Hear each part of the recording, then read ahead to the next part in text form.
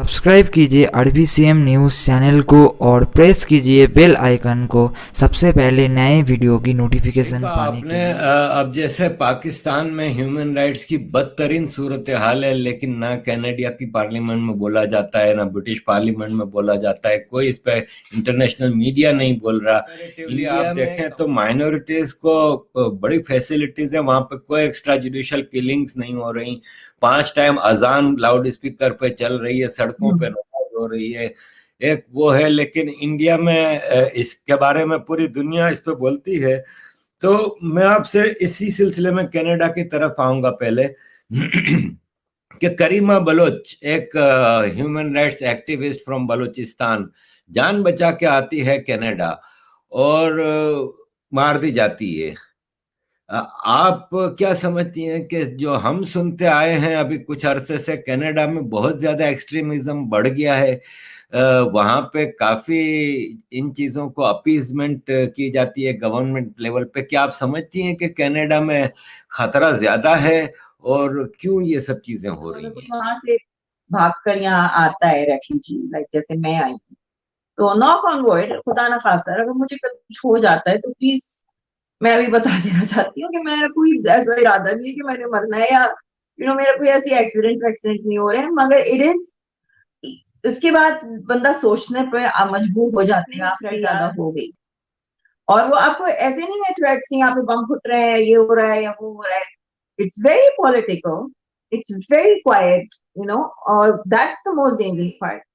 एक बंदी जो है वो वॉक के लिए निकलती है, उसकी बॉडी आपको मिल जाती है, और यहाँ की गवर्नमेंट कुछ भी नहीं करती उस पर, जरा सा भी नहीं, ये भी जानते हुए कि वो बंदी किस चीज के बारे में क्रिटिसाइज कर रही थी।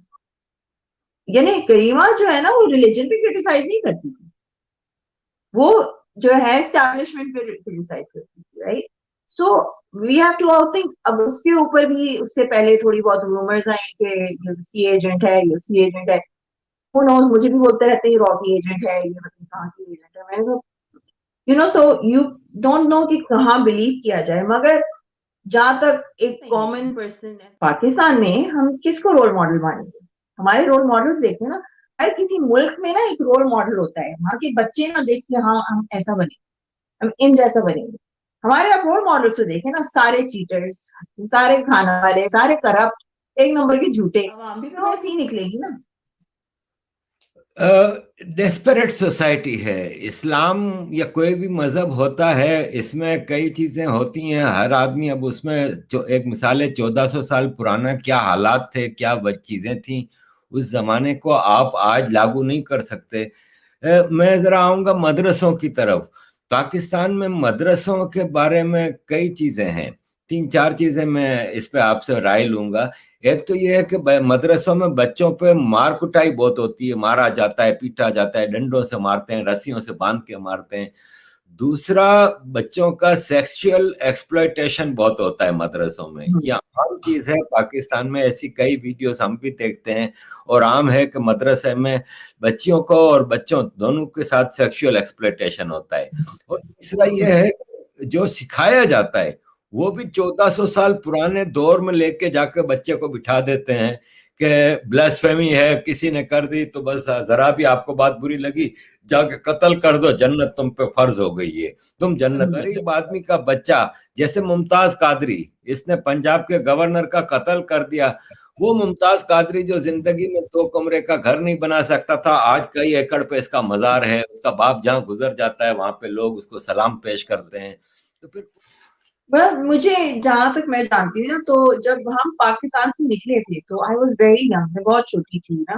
हम लोग रहते थे नाजाबाद पापोश के एरिया में, और वहां की जो मेरी यादें हैं, फिर मैं 10 साल बाद गई हूँ, नहीं 10 साल नहीं, 14 साल बाद गई हूँ ना, जब तो जगह ही बदल गई थी। और सबसे बड़ा डिफरेंस मैंने ये देखा था कि ज्यादा औरतें जो है ना निकाब पहनी, ज्यादा बुर्के वाली दिख रही। और मैं जहाँ रह रही थी एक दफा गुलशन में, तो वहाँ बच्चियों को मैं देखती थी, रोजाना आती थी और वो पूरा हिजाब उन्होंने पहना हुआ होता था। I think it's a very frustrated society, वो भी छोड़कर सब कुछ, क्योंकि वो ही वाज फ्रॉम बॉम्बे। मैं कहा आप लोगों को क्या जरूरत पड़ी थी वहाँ इंडिया से यहाँ आके बैठने की? अच्छा खासा वहाँ बैठे हुए थे, you guys were so good, मैं क्यों उठ के यहाँ आ गए? तो अभी भी बॉम्बे में I have some family from my father side, so it's, अगर अब क्या बोला जाए, पाकिस्तान को तो आप छोड़े, आप यहाँ की बात सोचिए। यहाँ पर मेरा कजिन जो थे वो एक बिल्डिंग में रहते थे, और वहां पर जो है पूरा एक कम्युनिटी बनी हुई है, ये थॉर्नक्लिफ पार्क के नाम से। तो वहां पे बड़ी मुस्लिम कम्युनिटी, वहां मस्जिद भी है, वहां मदरसा भी है। और मैं वहां एलिवेटर में ऊपर जा रही थी, सारे बच्चे जो बच्चियां जो थी वो पूरा हिजाब उन्होंने पहना हुआ था, टू द पॉइंट, छोटी छोटी बच्चियां, यू नो। और मेरी बच्ची 6 साल की है, like I was like oh my God. और जब आप ये चीजें देखते हो ना यहाँ पर भी, तो मुझे, I don't know about you, मुझे थोड़ी सी एंग्जाइटी होती है देखकर,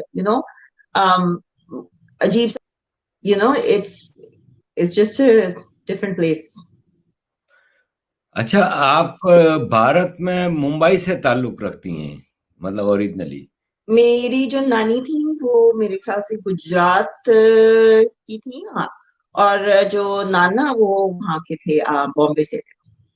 तो गुजराती बोलते थे, केंचो, डिगरा डिगरा, तो आई ऑलवेज रिमेम्बर। तो कभी जैसे मेरे भी पेरेंट्स गुजरात में पैदा हुए और पाकिस्तान माइग्रेट किया, तो मैं तो ओपनली कहता हूँ कि आई रिग्रेट इट। और मैं तो अपने पेरेंट्स, अपने फादर से भी पूछता था कि क्या लेने आए थे पाकिस्तान में, जन्नत छोड़ के इधर आ गए। तो आप कभी रिग्रेट करती हैं कि काश कि आपके पेरेंट्स ने भी माइग्रेट ना किया होता? देखिए, मेरी मम्मी और इन लोगों की जो लाइफस्टाइल, एवरीथिंग जो थी ना, जब अगर आप वो सारी चीजें देखते हो, तो यस, हमारी फैमिली में जो मेरी मम्मी है, उनके भाई वगैरह, ये लोग भी करते हैं रिग्रेट कि काश हमारे माँ बाप वहीं रहे होते। और वो भी किसी वजह से वापस आई थी, otherwise she didn't need to go up there. अगर हाँ इंडिया में होते तो बेटर होता, मगर पाकिस्तान में तो एक मौलवियों ने और मेन स्ट्रीम पाकिस्तानी तो मिस पाकिस्तान जैसे या मिस वर्ल्ड के ये जो कंपटीशन होते हैं उसके अगेंस्ट है। तो हम्म। वो तो एक लिमिटेड पाकिस्तानी पसंद करते होंगे ना, बाकी तो आपके अगेंस्ट होंगे मेजोरिटी। आरिफ जी, आप पाकिस्तान में ना, आप कुछ भी कर सकते हो, आपकी पॉइंट वीडियो आ जाए, आपको मौलवी कोई कुछ नहीं कहेगा। हाँ, मगर आप अगर रिलीजन के खिलाफ बोल दोगे तो मौलवी फौरन खड़ा हो जाएगा आपको मारने के लिए। तो ये बात आप याद रखिए, क्योंकि मीरा जी की भी बहुत सारी चीजें लीक हुई हैं, कुछ नहीं हुआ। बहुत सारी आए, अब तो हर आए गए जो है ना, टिकटॉक किसी की, आज ही मैं देख रही थी किसी टिकटॉकर की वीडियो लीक हुई है जिसपे एक्चुअली उसका रेप हो रहा है। ये देखिए आप तो, एक तरफ देखिए पाकिस्तान। खालिस्तान की मूवमेंट कनाडा बहुत सपोर्ट करता है, कनाडा में काफी इसको सपोर्ट है। जबकि ये मांगते हैं, यानी इंडिया के पंजाब के बारे में कहते हैं कि इसको खालिस्तान बनना चाहिए। इंडिया में खालिस्तान नाम की कोई मूवमेंट नहीं चलती। ये किस तरह मुमकिन है कि देखें, अगर कहीं इंडिपेंडेंस की कोई मूवमेंट होती है तो ग्राउंड पे उसके कोई प्रोसिक्यूशन हो रहा होता है उस कम्युनिटी के साथ, कोई मूवमेंट चल रही होती है। इंडिया में खालिस्तान नामी कोई मूवमेंट एज सच नहीं चल रही ना, वहां पे कोई सिख कम्युनिटी के साथ एज सच पर प्रोसिक्यूशन हो रहा है। अभी फार्मर्स जो प्रोटेस्ट है उससे हट के मैं बात कर रहा हूँ, क्योंकि फार्मर्स प्रोटेस्ट तो अभी 45 दिन पहले शुरू हुआ है। वरना सिखों का आर्मी में, फॉरेन सर्विस में फुल हर जगह मौजूद हैं, सब कुछ है। तो ये कनाडा में क्यों इसको इतना सपोर्ट मिल रही है? आपका क्वेश्चन आंसर करने से पहले एक second, outside of India, India में तो इतने नहीं रह सकते ना वो लोग। So anyways, it is kind of bad. मैंने कहा ना कि थोड़े अरसे में जो है आपको डीसी में मेरे ख्याल से खालिस्तान जरूर मिलेगा। यू नेवर नो, अब नेक्स्ट इलेक्शन में अगर जगमीत जीत जाता है, मैं तो जा रही हूँ कैनेडा छोड़ के। अच्छा, फाइनल क्वेश्चन। जी।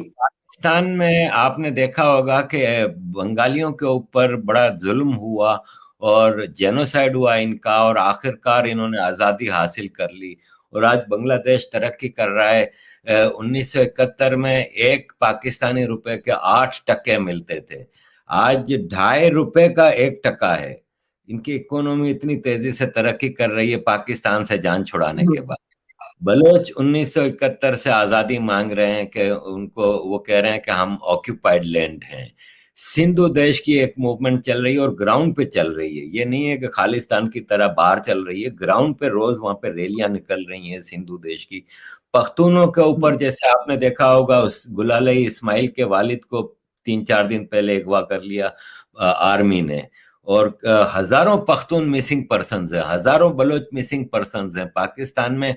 ये सब जो मूवमेंट्स चल रही हैं, तो पाकिस्तान में ह्यूमन राइट्स ना होने का कारण क्या है और क्या करना चाहिए आम पाकिस्तानियों को कि ह्यूमन राइट्स मिल जाएं।